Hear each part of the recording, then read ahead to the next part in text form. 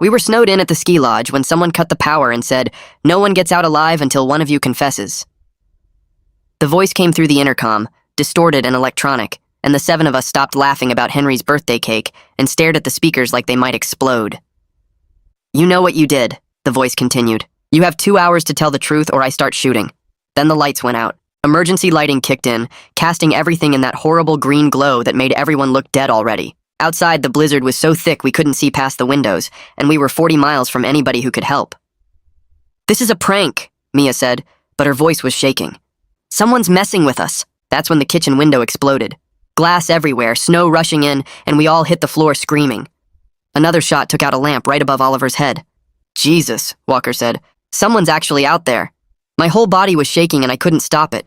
We'd come here to celebrate Henry's 18th birthday, just our friend group from school, and now someone with a rifle was outside in a blizzard trying to kill us. "Confess what?" Elena asked, crying now. "We don't even know what they want, but we all had secrets. Things we'd done that we'd never told anyone." My stomach turned thinking about what someone might know, about what I'd helped do. The temperature was dropping fast without power. I could see my breath and my fingers were already going numb. The wind outside sounded like screaming. "Okay, fine," Walker said. "Last month I hit someone's car in the parking lot and drove off. Maybe they want insurance money?" The intercom crackled. "Wrong. 90 minutes left." Another window shattered upstairs. Ice and snow poured through the house now. "I cheated on the SATs, Elena admitted quickly. "Paid someone to take them for me." "Wrong," the voice said. "I've been selling my Adderall," Oliver said. "Like a lot of it, to half the school." "Wrong." We were freezing, terrified, confessing our sins to a stranger with a rifle, and none of it was what they wanted to hear. I stayed quiet because my secrets weren't the kind you admitted out loud, especially not the one from last year. "This is insane," Henry said. "Give us a hint at least." "You all know," the voice said. "Stop pretending you don't." That made everyone go quiet because there was one thing we'd all agreed never to talk about. One thing we'd buried so deep we almost believed it hadn't happened. My hands were trembling, and not just from the cold. "What about the party last year?" Scarlett said quietly. "What about Rachel?" Everyone went silent. Rachel Sanchez, the girl who died in a car accident last spring. Except we all knew it wasn't really an accident. I remembered her face that night, how confused she'd looked, how she'd kept saying something was wrong. "We promised never to talk about that," Mia whispered. "Well, someone's talking about it now," Walker said. The intercom came on again.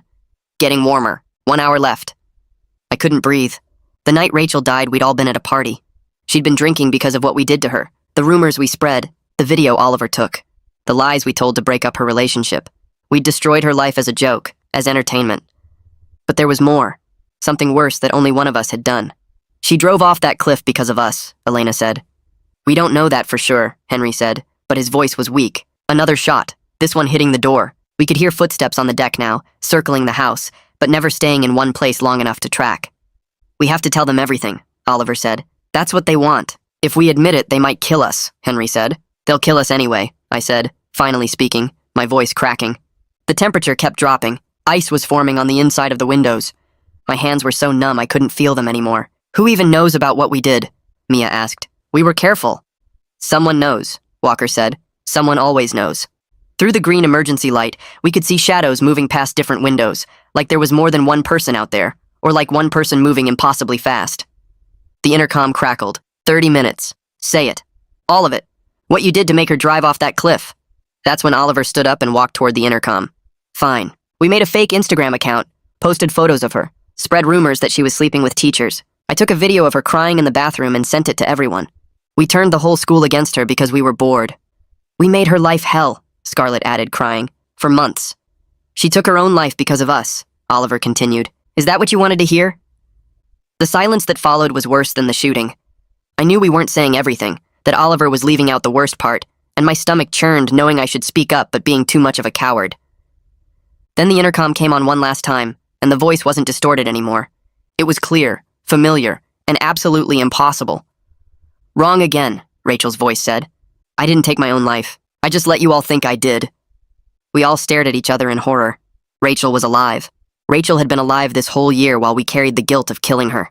"But that's not even the worst thing you did to me," she continued. "Not even close." Another shot rang out, and Oliver screamed. He fell to the floor, clutching his shoulder, blood spreading across his shirt.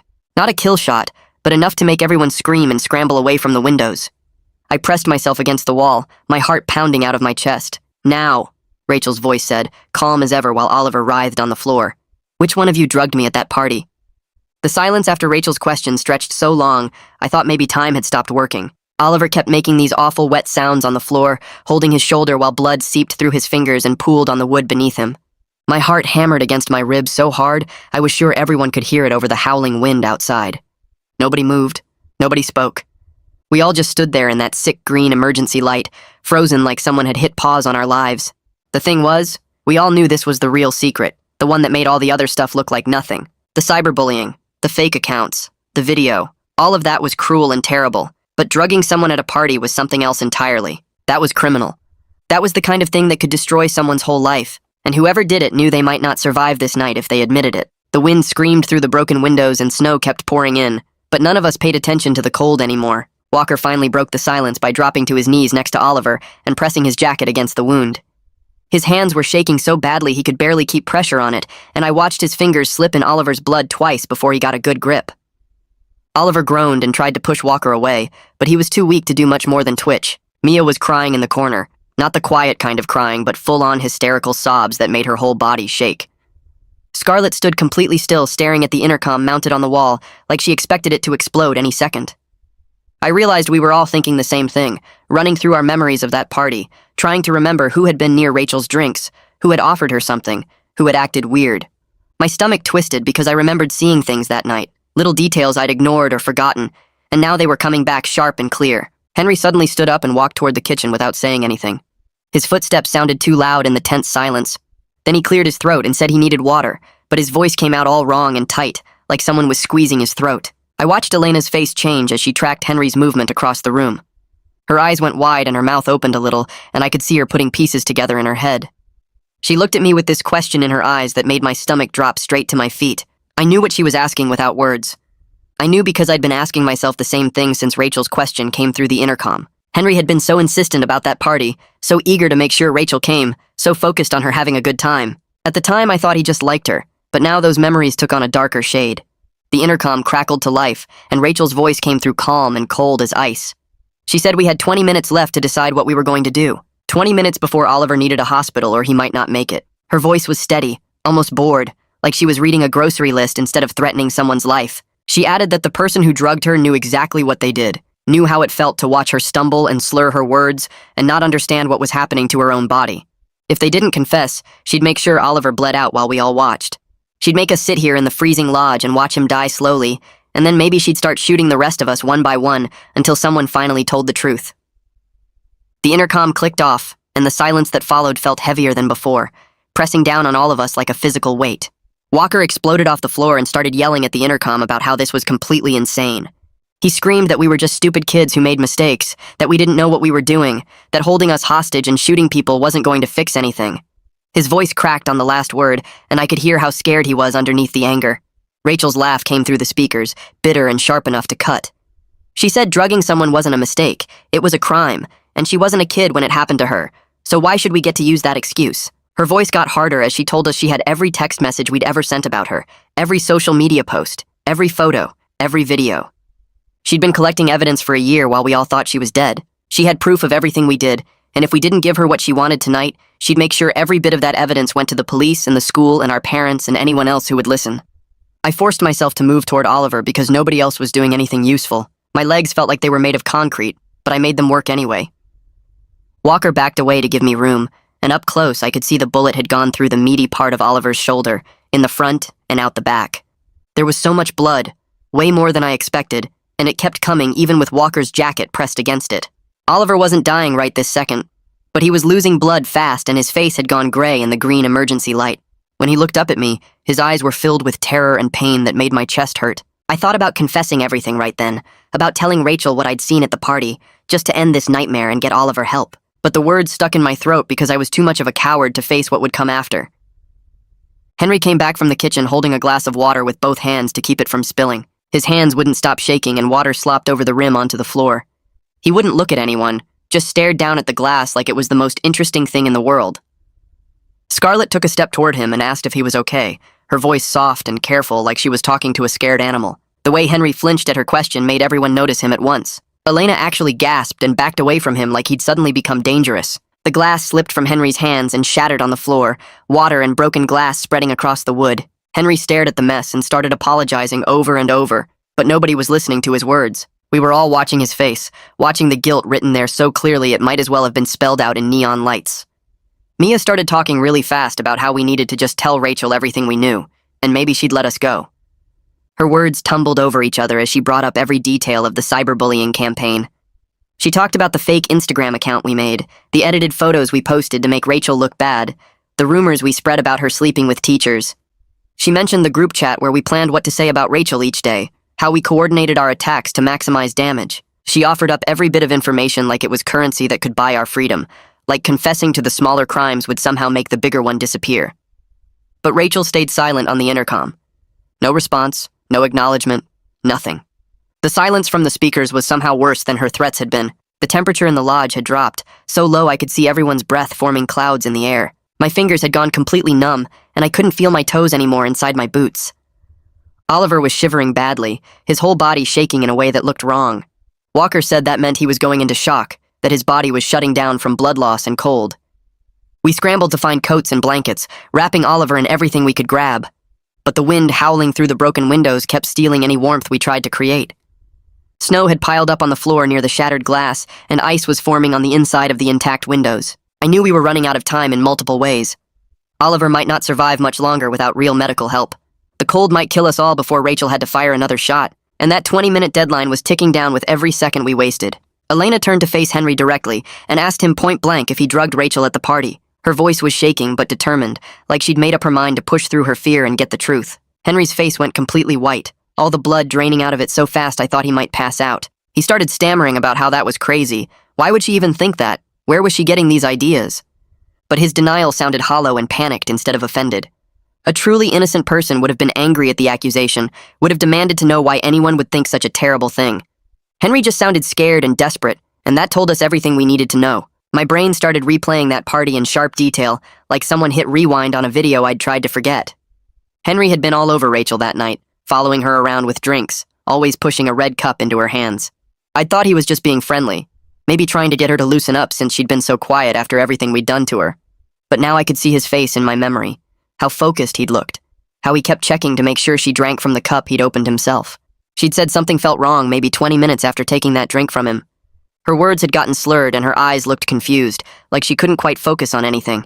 I'd watched her stumble toward the bathroom and I'd done nothing, just stood there like the coward I was. The memory made me want to throw up right there on the lodge floor because I'd seen it happen and I'd known something was off but I hadn't said a word. Walker's voice cut through my thoughts, sharp and defensive. He told Elena she needed to back off because we were all stressed out, and turning on each other was exactly what Rachel wanted us to do. But Scarlett wasn't having it anymore. She stepped forward and pointed out that Henry had been the one to suggest throwing that party in the first place, that he'd been weirdly insistent about Rachel coming, even though we'd spent months making her life horrible. Elena joined in, her voice shaking but determined, reminding everyone that Henry had kept pushing drinks on Rachel even after she'd said she felt weird and wanted to go home. Mia was nodding along now, backing away from Henry like she'd just realized she'd been standing next to a monster this whole time.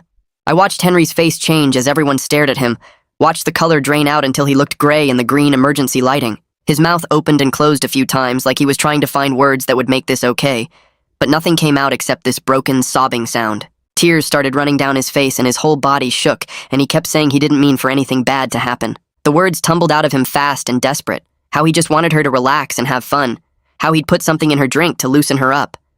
He swore he didn't know she'd react so badly, that he didn't think we'd all turn it into ammunition to use against her. He kept saying it like that made it better, like his intentions somehow erased what he'd actually done to her. The confession just hung there in the freezing air between us, while we all processed what he'd admitted. Even Walker looked sick now, his face twisted up in disgust as he stared at Henry like he'd never seen him before. Elena started screaming, her voice high and hysterical, yelling about how drugging someone is rape behavior, even if you don't physically assault them. She was crying and screaming at the same time, asking Henry if he understood what he'd done, if he had any idea what that drug had done to Rachel's to consent or protect herself. Mia backed away from Henry fast, pressing herself against the wall like he might contaminate her if she got too close. I could feel our entire friend group falling apart in real time, all the bonds we'd built over years just snapping like frozen branches under too much weight. The intercom crackled and Rachel's voice came through, quiet but somehow more frightening than when she'd been yelling. She thanked Henry for finally telling the truth, her voice dripping with bitter satisfaction. Then she started describing in detail what had happened after he drugged her, how she'd felt disconnected from her own body like she was watching herself from far away. She talked about how she couldn't think straight or make decisions, how everything felt fuzzy and wrong, but she couldn't articulate what was happening to her. Her voice got harder when she described how Oliver had filmed her in that vulnerable state, how everyone had laughed at her stumbling and slurring, how they'd used that video to destroy what was left of her reputation. She said we'd taken her autonomy, her dignity, her sense of safety in her own body, and we'd done it for entertainment. Henry was full-on sobbing now, his face buried in his hands, begging Rachel through the intercom to understand he was just a stupid kid who made a terrible mistake. His voice was muffled and broken, pleading for her to see that he hadn't meant to hurt her like that. Rachel's response cut through his begging like a knife, her voice ice-cold and precise.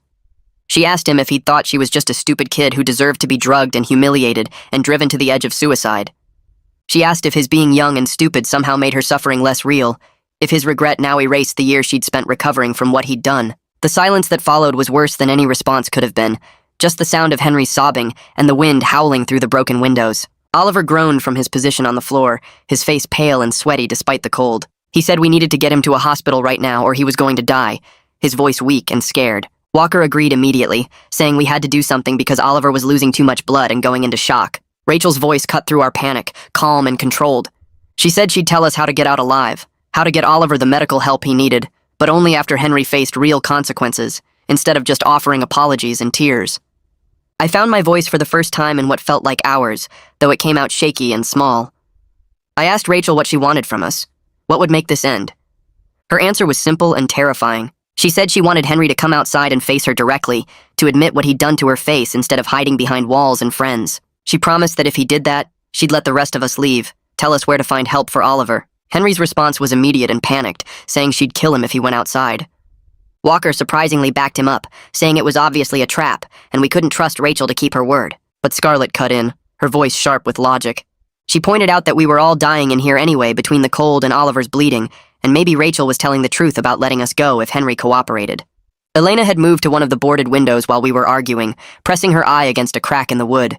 She said she could see someone moving out there in the snow, a figure standing near the tree line. The rifle was lowered now, not aimed at the lodge anymore, and the figure was just standing there waiting. Elena's voice was thoughtful when she said maybe Rachel really did just want to talk to Henry face to face, that maybe this wasn't about murder after all.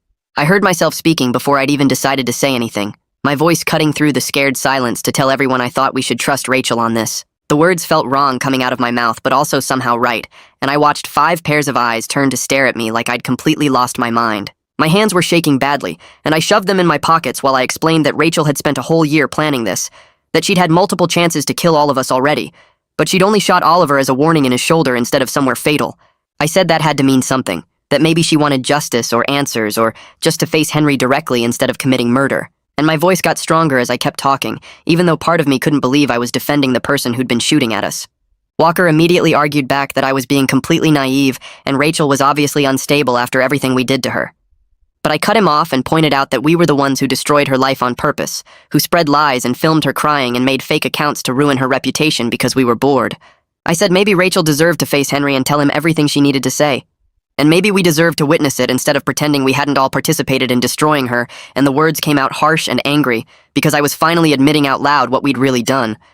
Walker's face went red and he started to yell something back at me, but Mia's voice interrupted him, quiet and shaking, saying she agreed with me. Everyone turned to look at her in shock while she wrapped her arms around herself and admitted she'd been carrying guilt about Rachel for an entire year, that it had been eating her alive every single day, and she couldn't keep pretending it didn't happen anymore. Scarlett started crying and said she had the same thing, that she kept having nightmares about Rachel's face in that video Oliver took, seeing her confused and scared expression over and over in her dreams. Elena's voice was barely a whisper when she admitted she'd been going to therapy for months trying to process what we did. But she couldn't tell her therapist the full truth about drugging Rachel and destroying her life, so the therapy wasn't even helping because she was lying about the worst parts. Henry had backed himself into the corner of the room while we were talking, literally pressing against the wall like he wanted to disappear through it. And now 5 of his former friends were staring at him with faces showing disgust and determination instead of the loyalty he was used to. He kept saying he couldn't go out there, that Rachel would kill him the second he stepped outside, his voice getting higher and more panicked with each word. Walker looked at Henry for a long moment, and I saw something change in his expression, some final piece of loyalty breaking apart. Walker told Henry that maybe he deserved whatever Rachel had planned after what he did, and the words hung in the freezing air while Henry's face crumbled. The intercom crackled to life, and Rachel's voice came through calm and controlled, giving us exactly 10 minutes to make our decision. She added that Oliver's shoulder was still bleeding pretty badly, and shock could kill someone just as easily as a bullet could, her tone almost clinical, like she was explaining a medical fact. Rachel said if Henry came outside to face her, she'd tell us where she'd parked a snowmobile that could get Oliver to the main road, and a hospital. But if Henry refused, we'd all freeze to death together in the lodge while she watched from outside where it was warmer.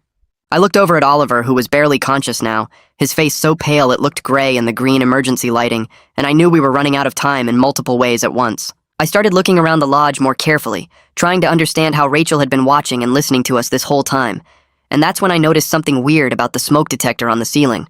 I dragged a chair over and climbed up to examine it closer, and my stomach dropped when I found a tiny camera lens hidden in the plastic casing, so small I almost missed it even when I was looking right at it. I called the others over and showed them what I'd found, and the realization hit all of us at the same time that Rachel had cameras everywhere, that she'd been watching our reactions and listening to our conversations during this entire nightmare. She'd seen every moment of our fear and panic and guilt, had watched us confess and argue and turn on each other, and suddenly the scope of her planning became terrifyingly clear. Scarlett immediately started searching the kitchen and found another camera tucked into the corner of a cabinet, positioned to see the whole room. Elena checked the bathroom and discovered one hidden in the air vent, and we all stood there staring at each other as we understood that Rachel hadn't just set up this confrontation tonight on impulse. She'd been studying us for who knows how long, learning our patterns and schedules, watching us live our normal lives while we thought she was dead and buried, and she'd waited for the perfect moment to strike when we'd all be together and isolated. The realization was both completely terrifying and somehow impressive in a sick way, because it took serious commitment and planning to pull off something this elaborate. Walker went back to the smoke detector camera and carefully removed it from the ceiling, examining the equipment with the focused attention he usually saved for his engineering projects. He recognized it immediately as professional surveillance gear, the kind that cost thousands of dollars and required technical knowledge to install and operate correctly. Walker said Rachel must have spent months saving up money to buy all this equipment, and she'd obviously learned serious technical skills to set it up without anyone noticing, which meant her revenge wasn't just impulsive rage or a breakdown. He said this was calculated justice, planned and executed with precision, and somehow that distinction mattered in a way I couldn't quite explain. This wasn't a girl who'd snapped and gone crazy with grief. This was someone who'd spent an entire year preparing to hold us accountable for what we did, and there was something almost respectable about that level of determination, even though I was terrified. Henry was hyperventilating in his corner, taking rapid, shallow breaths that made his whole body shake, and despite everything he'd done, I felt a flicker of sympathy for him watching him fall apart like that. But then I remembered Rachel's face in that video Oliver had taken and spread around. How confused and scared she'd looked. How violated she must have felt seeing herself in that state broadcast to everyone at the school.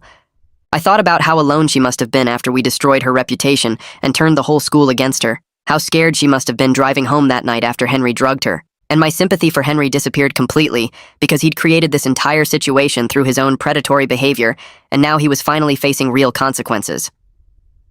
Elena had been searching near the cameras and suddenly called out that she'd found something else, holding up a small notebook that had been tucked behind one of the camera mounts. She opened it, and her eyes went wide as she started reading.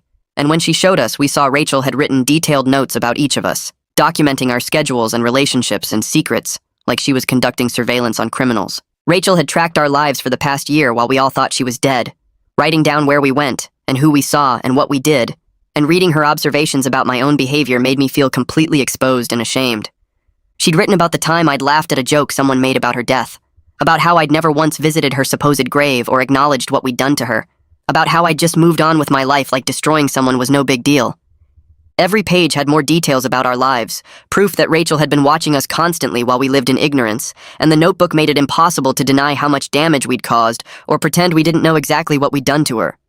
I flipped through the notebook with shaking hands and found pages of typed conversations, word-for-word transcripts of things we'd said about Rachel after her supposed death. My stomach dropped reading the first entry dated 3 weeks after the accident, where Walker joked that at least we didn't have to worry about her snitching anymore.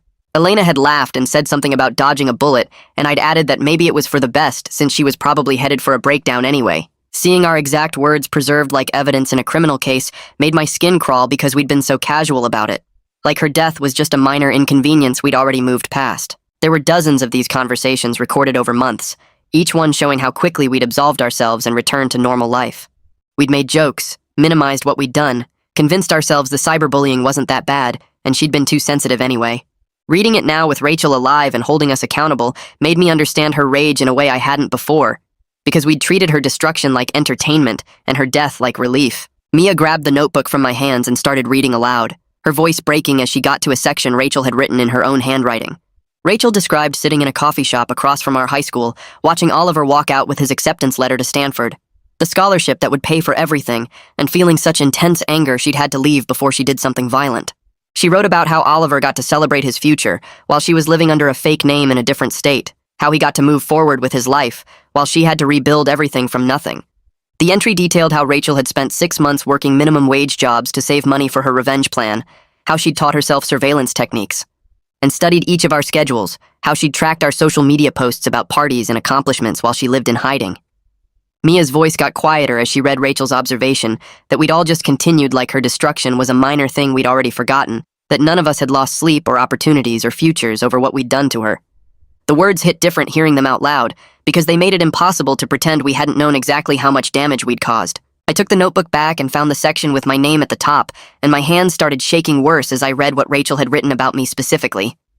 She'd documented every time she'd seen me over the past year, noting that I never once visited her grave or mentioned her name in public. She wrote that I'd stood by and watched everything happen to her, that my silence had given permission for everyone else's cruelty, that passive participation was still participation in her destruction. There was a whole paragraph about how she'd watched me laugh at a joke someone made about her death at a party last month, how I'd smiled and moved on with the conversation like she'd never existed. Rachel wrote that she'd reserved special contempt for people like me who pretended to be good while enabling evil, who told themselves they weren't responsible because they didn't actively participate. Reading her analysis of my character made me want to throw up because she was right about everything, and I'd spent a year lying to myself about my role in what happened to her. She'd seen through all my excuses and self-justification, and having it written out in black and white made it impossible to hide from what I'd really been. The intercom crackled to life, and Rachel's voice cut through the freezing air, calm and final. She said we had 5 minutes left to make a decision, and I could hear in her tone that she was done waiting for us to do the right thing.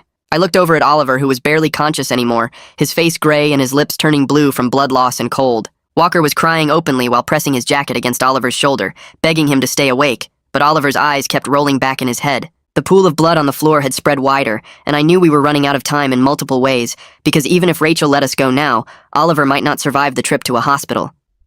Scarlett was shaking so hard her teeth chattered, and Elena had wrapped herself in blankets but still looked frozen through. The temperature in the lodge had dropped so low that ice was forming on the inside walls, and the wind howling through the broken windows sounded like screaming. I stood up and walked directly to Henry, who was still huddled in the corner trying to make himself invisible. I looked him in the eyes and told him he had to go outside and face what he'd done to Rachel, that he had to stop hiding and start taking responsibility. Henry stared at me with complete betrayal on his face, like I'd just stabbed him in the back, and he asked how I could do this to him after everything we'd been through together. I didn't back down even though my voice was shaking, and I said someone needed to stop protecting him and start protecting everyone else, including Rachel, who never got protection from any of us when she needed it. Henry tried to argue that going outside was suicide, and I was basically killing him. But I pointed at Oliver bleeding on the floor and said Henry had already created one victim tonight, and I wasn't going to let him create more. The look on Henry's face shifted from betrayal to pure fear, and he started backing further into the corner like a trapped animal. Scarlett stood up and moved to stand beside me, physically blocking Henry's escape route from the corner. Elena joined us a second later, and then Mia got up too, all three of them forming a wall between Henry and the rest of the room. Walker looked torn for a moment, glancing between Henry and Oliver, but then he finally nodded and said, Henry needed to do the right thing for once in his life. Henry's eyes went wide as he realized all 5 of his friends were united against him, that he was completely alone in his refusal to face consequences. He started crying harder and asking why we were turning on him, reminding us we'd all been involved in what happened to Rachel. But Scarlett said what Henry did was different, that drugging someone was a crime that could have ended in rape or death, and the rest of us hadn't crossed that line even if we'd done terrible things too. Henry switched tactics and started bargaining desperately, saying he'd confess everything to the police if we just didn't make him go outside. He promised he'd accept whatever legal consequences came, that he'd plead guilty and go to jail if that's what it took, as long as we kept him safe from Rachel. His voice was high and panicked, and he kept saying Rachel would kill him the second he stepped outside, that this was just revenge disguised as justice. But Rachel's voice came through the intercom, cutting him off, saying she didn't trust the legal system that had failed her before when she'd tried to report the cyberbullying. She said she needed to look Henry in the eyes when he admitted what he'd done, that she needed all of us to witness his confession directly, instead of letting lawyers and plea deals water it down. Rachel's voice was steady and cold, and she added that if Henry was really sorry, he'd be willing to face her instead of hiding behind his friends and legal protection. I made the decision without asking anyone else and walked to the front door, my hands shaking as I reached for the handle. The second I pulled it open, a blast of Arctic air and snow rushed in so hard it nearly knocked me backward. The wind was screaming and visibility was almost zero through the blizzard, but I could barely make out Rachel's dark shape standing about 20 feet away from the lodge. She had the rifle lowered at her side, not pointed at anything, just waiting there completely still. Something about her stillness was more frightening than all the shooting had been, because it showed how calm and in control she was while we'd been panicking inside. Through the swirling snow, I could see she was wearing heavy winter gear, and I wondered how long she'd been standing out there in negative temperatures just waiting for us to make the right choice. The cold was so intense it burned my exposed skin immediately, and I had to squint against the wind and ice pellets hitting my face. Henry was pushed forward by the group, not roughly but with firm hands on his shoulders guiding him toward the open door. He stumbled and nearly fell, crying and begging us not to make him do this. I felt a moment of doubt watching him break down so completely, wondering if we were doing the right thing by forcing him outside. But then I remembered Rachel's face in that video Oliver had taken and spread around. How confused and violated she'd looked. How alone she must have been after we destroyed her reputation. I thought about how she'd spent an entire year in hiding, while Henry got to celebrate his 18th birthday, like nothing had happened. How he'd never once tried to make things right, or even acknowledge what he'd done to her. My doubt disappeared completely, because Henry had created this whole situation through his own predatory behavior, and now he was finally facing real consequences, instead of getting away with it like he'd gotten away with everything else. Rachel's voice came through the intercom one last time, and I could hear her clearly despite the wind. She told Henry to walk toward her slowly with his hands where she could see them. That if he tried to run or attack her, she'd shoot him without hesitation. But she said if he came peacefully and told the truth about everything he'd done, she'd keep her promise about the snowmobile and getting Oliver to a hospital. Her voice was steady and businesslike, like she was giving instructions for a normal task instead of orchestrating a confrontation in the middle of a deadly blizzard. She added that she needed us all to hear Henry's confession, that we needed to witness him taking responsibility, and then she'd let the rest of us go free. The intercom clicked off, and Henry stood in the doorway shaking and crying, the snow already covering his hair and shoulders, while Rachel waited motionless in the storm. Henry took his first step into the blizzard, and the wind hit him so hard he stumbled sideways. We crowded in the doorway watching him push forward through snow that came up past his knees. Each step looked like it took everything he had, and twice the wind nearly knocked him flat on his face. The cold was brutal even from inside where we stood, and I couldn't stop thinking about Rachel standing out there for who knows how long just waiting for this exact moment. Henry kept his hands up where she could see them, and his whole body was shaking from cold and fear. The snow covered him so fast he looked like a ghost moving through the storm. When he got about 15 feet from Rachel, she raised the rifle slightly but didn't point it right at him. Her voice carried on the wind but barely, and we had to strain to hear her asking him to say it. Henry's response got lost completely in the howling storm. Rachel yelled louder that we all needed to hear him admit what he did. She said his friends needed to witness his confession because they'd spent a year protecting him and lying for him. Henry stopped moving and just stood there in the snow, and I could see his shoulders shaking with sobs even from the doorway. Rachel screamed at him to say it loud enough for everyone to hear. Henry's voice finally carried back to us, broken and sobbing. He admitted he drugged Rachel's drink at the party. He said he put Rohypnol in her vodka cranberry because he wanted her to be more fun and less uptight. Hearing him say it out loud with such casual cruelty like he was talking about changing someone's playlist made Elena gasp next to me. Mia started crying again, and even Walker looked sick. The words hung in the freezing air, and I felt my stomach turn because I'd known something was wrong that night, but I'd stayed quiet. Rachel asked Henry if he understood that what he did was rape by incapacitation, even though he didn't physically assault her himself. Her voice was steady and cold, and she said he rendered her unable to consent or protect herself. She said his friends then filmed her and mocked her, and destroyed her reputation while she was still trying to understand what happened to her body and mind. The wind died down just enough for us to hear Henry's response. He said yes, he understood now, and he was sorry. Rachel's laugh was bitter and carried clearly through the storm. She asked if Sorry fixed the year she spent in hiding. She asked if Sorry paid her therapy bills or stopped her nightmares or gave her back the ability to trust anyone. She asked if Sorry rebuilt the future plans we completely destroyed when we turned her into a joke for the entire school. Henry had no answer, and just stood there crying in the snow. I watched Rachel lower the rifle completely and pull out her phone. Suddenly lights appeared through the trees, getting brighter as they got closer. A snowmobile came roaring up through the storm and stopped right next to Rachel. A figure in heavy winter gear climbed off but kept the engine running. We all realized at the same moment that Rachel had helped this entire time. Someone believed her story enough to assist in this whole revenge plan. The accomplice stood next to Rachel like a bodyguard, and I wondered who it was and how much they knew about what we did. Rachel told Henry to get on the snowmobile with her accomplice. She said they would take him to the main road where police were already waiting. She said she called them hours ago and told them everything. She said Henry would be arrested for drugging her, and we'd all be questioned about the cyberbullying campaign. She said there would finally be real consequences instead of just guilt and fear. The accomplice helped Henry onto the snowmobile, and he didn't fight or try to run. He just climbed on like he was in shock, and maybe he was. Rachel turned to face the lodge where we were all watching from the doorway. She yelled that a second snowmobile was hidden behind the shed with keys in the ignition. She said we needed to get Oliver to the hospital immediately before he bled out.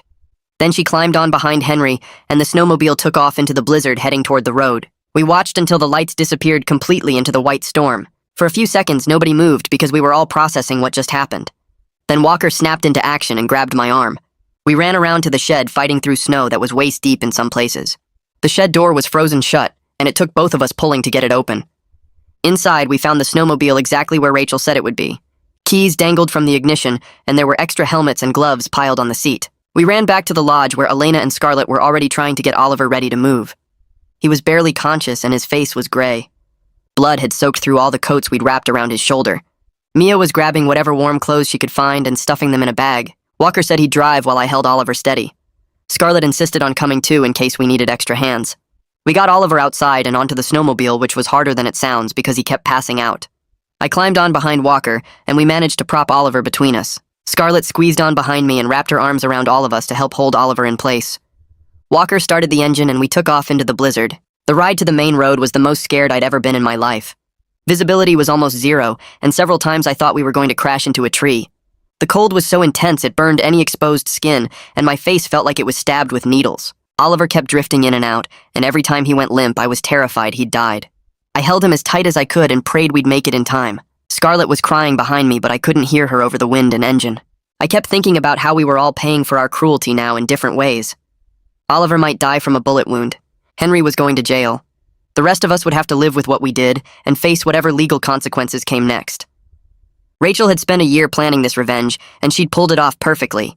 We'd destroyed her life as entertainment, and now she was making sure we understood exactly what that felt like.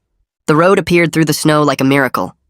Red and blue lights cut through the white, and I counted 4 police cars and an ambulance parked in a line. Walker killed the engine and paramedics ran toward us before we even got off the snowmobile. They pulled Oliver away from me and loaded him onto a stretcher, and I watched them cut his blood-soaked jacket away while one of them pressed an oxygen mask to his face.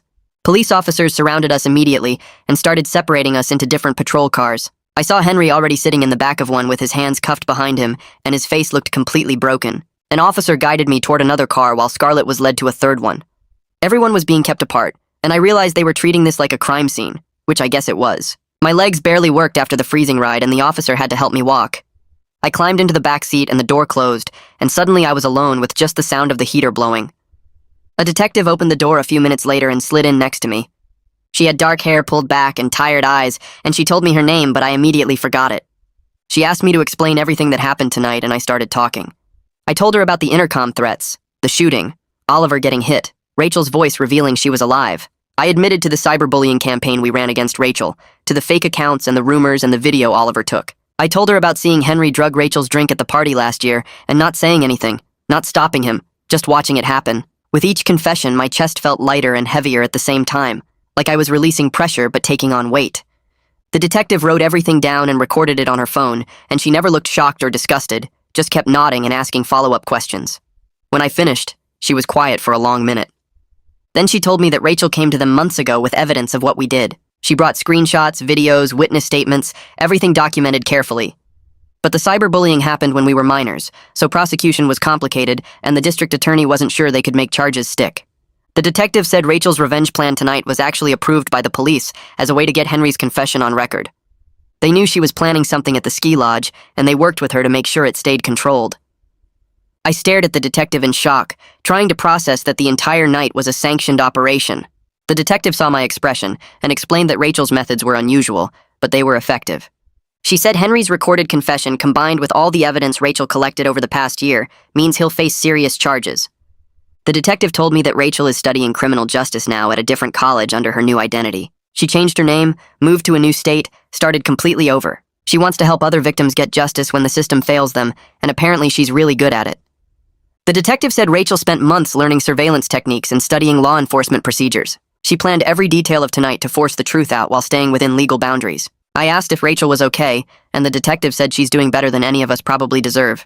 Over the next few days, the full story came out in interviews and legal proceedings. Henry was charged with felony drug-facilitated sexual assault, and the rest of us faced various charges related to harassment and cyberbullying. The media picked up the story fast, and suddenly everyone knew what we did to Rachel and how she got revenge. News vans showed up at my parents' house. Reporters called my phone constantly. I saw our school photos on television with headlines about cyberbullying and assault.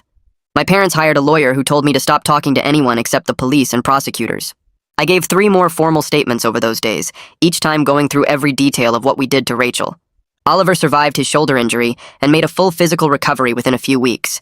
But he was expelled from college and lost his scholarship. He gave an interview to a local news station where he apologized to Rachel and admitted he was a bully who enjoyed hurting someone vulnerable.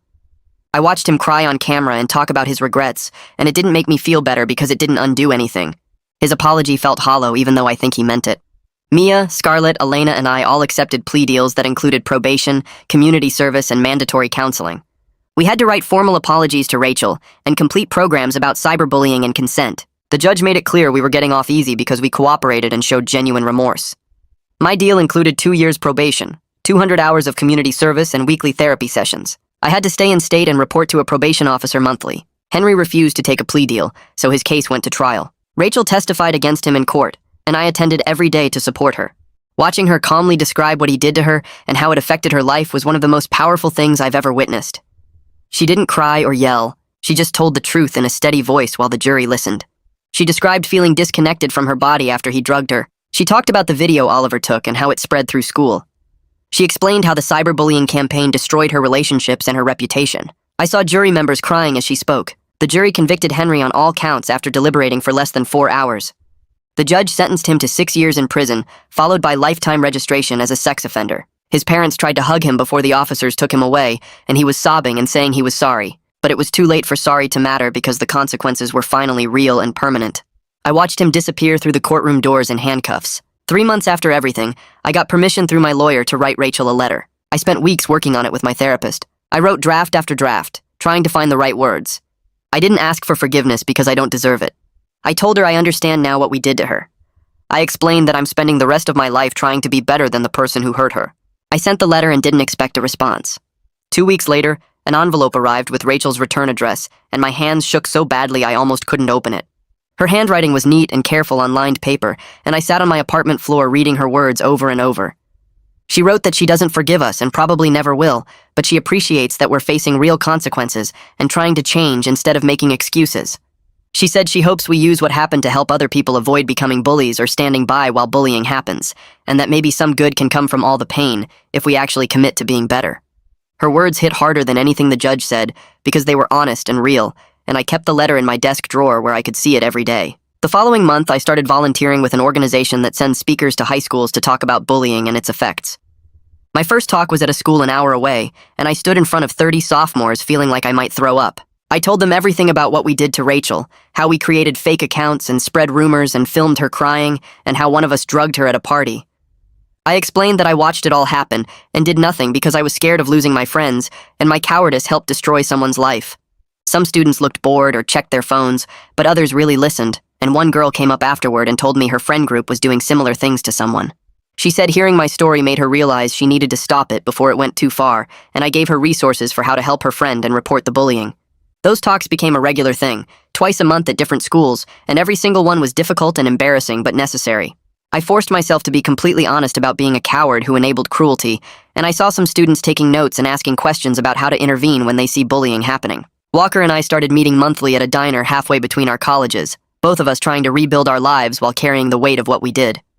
Our first meeting was awkward and quiet, neither of us sure what to say, but eventually we started talking honestly about our guilt and our efforts to make things right. He told me about his community service working with at-risk youth, and I told him about my speaking engagements, and we compared notes on our therapy sessions. Having someone who understood what we'd done and was also trying to change helped in a way nothing else could, even though we both knew nothing would ever erase our past or make us truly clean.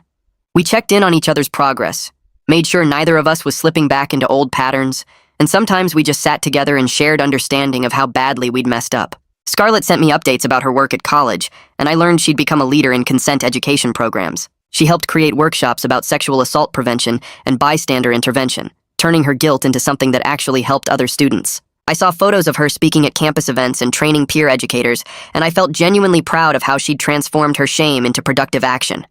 She still struggled with what she did to Rachel, she told me in a late-night text. But at least now she was doing something useful instead of just feeling bad about it. Her programs reached hundreds of students, teaching them about consent and how to support survivors, and I thought about how Rachel might feel, knowing that one of her tormentors was now protecting others from similar harm. A year after that night at the lodge, I walked into a coffee shop near campus and froze when I saw Rachel sitting at a corner table with textbooks spread around her. She looked up and our eyes met, and for a second I thought about leaving, but she gave a small nod that seemed like permission to approach.